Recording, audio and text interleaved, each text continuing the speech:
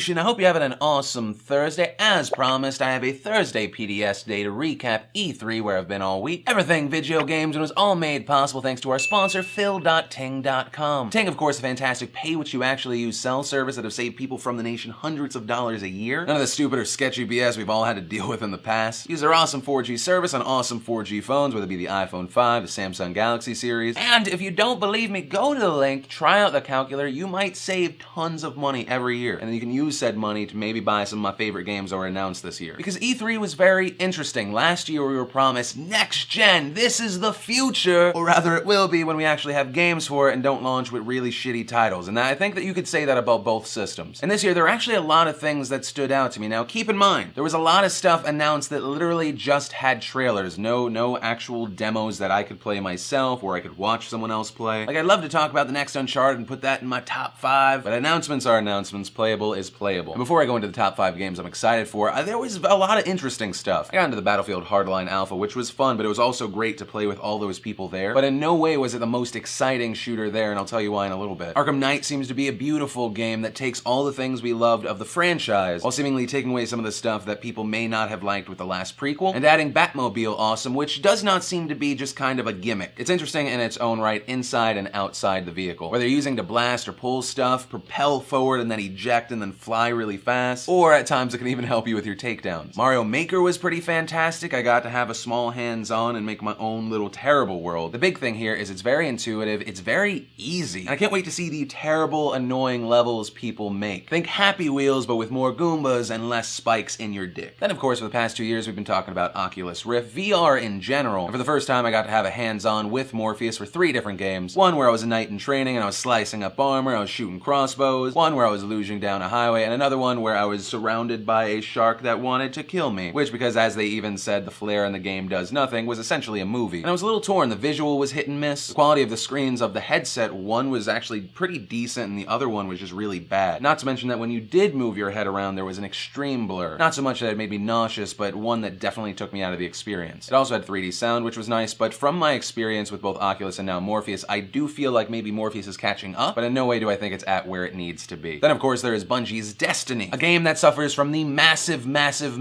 hype train. And I can't actually put this in the top 5 games that I've played and I am excited for because I only just now got into the alpha, which I'll be streaming for a huge portion of the day today, most likely even right now at twitch.tv/DeFranco Games. And because the guys at Bungie were so awesome, I get to give away 1 alpha code to one of you. So come over to the Twitch stream, follow me there, and I'll be giving it away at the end of my stream today. But I will say, the thing I have heard consistently from people that played is one of the most beautiful shooters they have ever played. It is very Halo-esque, but it has many more MMO elements. Then I have to talk about Ubisoft, which is going to have a great release of games. I'm excited for The Division. This is the 2nd year The Division has been at E3. They showed us a little more, and it's kind of fantastic. Once again, beautiful game. Interesting iPad integration that I don't know if I'm going to actually want a friend to be on his tablet so that he can be a drone in the air in the game and mark people, but maybe it could be cool. I'm not a big racing fan, but the crew was pretty fun, although it may have been because I was in the $5,000 to $20,000 driving thing. It may have been the most fun I had at E3 this year, and probably definitely the most fun I've ever had playing a racing game. Other than maybe when I was like 8 years old and I played Cruis'n USA for the first time. Assassin's Creed Unity, also very interesting this year. I've said several times, the last Assassin's Creed renewed my faith in the series. The personal demo I got here was essentially the same thing they showed in the big conference. I will say, with it being next gen, the graphics are much better, the draw distance is fantastic. They've added some cool elements so that after you get on top of something, rather than just doing your little swan dive you normally do, there are really cool fluid ways for you to descend. And of course, multiplayer will be interesting, but with my conversation with the guy there, it seems very much like you can do the missions and they have a storyline, but you can still play the single and just, you might not be missing a ton if you don't do those multiplayer missions. And rather than talk about them in any specific order, here are the things that excite me the most. Far Cry 4, really fun to play. I cannot wait. And not just because elephants destroy things. Trying to take over a base actually felt hard, where in Far Cry 3, it was usually pretty simple. That said, Far Cry 3 was a fucking awesome, amazing game, and I think Far Cry 4 may be even better. I think the only reason some people might not like it is it does not, like, throw Far Cry into a new place and change things up, but for me, that's a good thing. The Division looked fantastic, but as you can see, I'm saying look. I played a live version of the game in front of us. It's beautiful. I mean, you can say, like, sad New York that was destroyed by a virus is beautiful, but it really was. The gameplay was really fluid, the environment was fantastic, and I really liked the RPG elements they integrated that don't lock you into one thing. An example of this was leveling up a character so that they can throw this one explosive, but in another situation being able to change your leveling tree so that instead of it being something that damages, it's something that distracts and disorients. So very much being you can be what you need to be and giving you different styles of play. Then of course, to no one's surprise, Super Smash Bros. For Wii U. I got to play this a few times, I got my ass kicked a lot and I only won once. But main point, it's awesome. It's pretty much everything I could possibly want for a next-gen Smash Bros. Between this, Mario Kart 8 already being released, people eventually wanting to play the new Zelda that's gonna come out eventually, Wii U's are just gonna start selling more. And there's not much to add to that. If you enjoyed Smash in the past, you're gonna love this. For vets, something that might change the metagame for you is instead of having to do small hops and just hitting to the side, you can actually have angle attacks where it's to the side and up, to the side and down. And it's fun. The only thing I could maybe say that's a little negative is the 3DS feels a little weird. That version's odd. Then of course my top 3. The first of which I have to talk about is Dragon Age Inquisition. We got 35 minutes with this game, and it is everything anyone who's ever loved Dragon Age Origins wanted out of another Dragon Age game. Even during the presentation, the second game was pretty much never mentioned for reasons. The world is massive. It's all about getting all those characters around you and raising power and changing the world around you. And that's what it actually felt like, that this character that was created was in a living world. The gameplay was fun because you could either do it all in real time, or if you're more tactical, you can stop time and issue orders to all the other people in your party and your own character. You can hot switch between any of the characters at any given time. If you are a Dragon Age fan, this is the Dragon Age game you deserve. And as far as excitement, I was just equally as excited for Witcher 3. My introduction to this franchise was Witcher 2. It was a blast. I actually had a really hard time, and sometimes as a gamer that is very unique. I think it might be the reason people love Dark Souls so much. Just one of those games where I feel like I have a good grasp on it, and then all of a sudden the difficulty goes crazy up, and I actually want to figure out how to kick some ass and do it right. Through the playthrough we got to kill a griffin, kill some bandits that were terrorizing a woman and eventually a village, then ride into town and just see this massive, once again, alive world, and being told that everything you see you can get to. And the attention to detail was breathtaking. If you're a fan of the series, the combat system is what you'd expect, although it looks a lot better. And I just walked out of there just going, I want more, and I want it now. And what sucks is so many of these games are 2015. But the game that took me by surprise the most this year that I did not know was even gonna be on my radar, Rainbow Six Siege. I was able to talk myself into playing 3 rounds of the game since they weren't doing super public hands-on. It is the most fun and stressful first-person shooter I have ever played, ever. It might be because I've gone through generation after generation of these very big open worlds. But if you did not see the scripted demo or the trailer, they went at this game going, okay, multiplayer first, and all gameplay revolves around destruction. We played hostage missions on both sides. As the team going into the house, you have these little cameras so you can scope out where the hostage is, what kind of defenses are they setting up, where are they, and where should we enter. On the other side, you're securing walls so you can have your back to something and not feel like death could come at any time. Put down barbed wire to prevent any possible escapes, secure windows so there's no easy line of sight, and all of this happens in the first minute, and then you get to play it. You can rappel up and down the houses, you can break through the windows, you set charges up, they blow up walls, they blow out the ground so that you can come in from above. And even though this is an early build, and at one point I had a small glitch with my flash grenade, this is possibly going to be the best first-person shooter I've ever played. But once again, it doesn't come out till 2015. But Nation, of course, these are my opinions and the things that I got excited about the most. What I'd love to know from any of the other coverage that you've seen,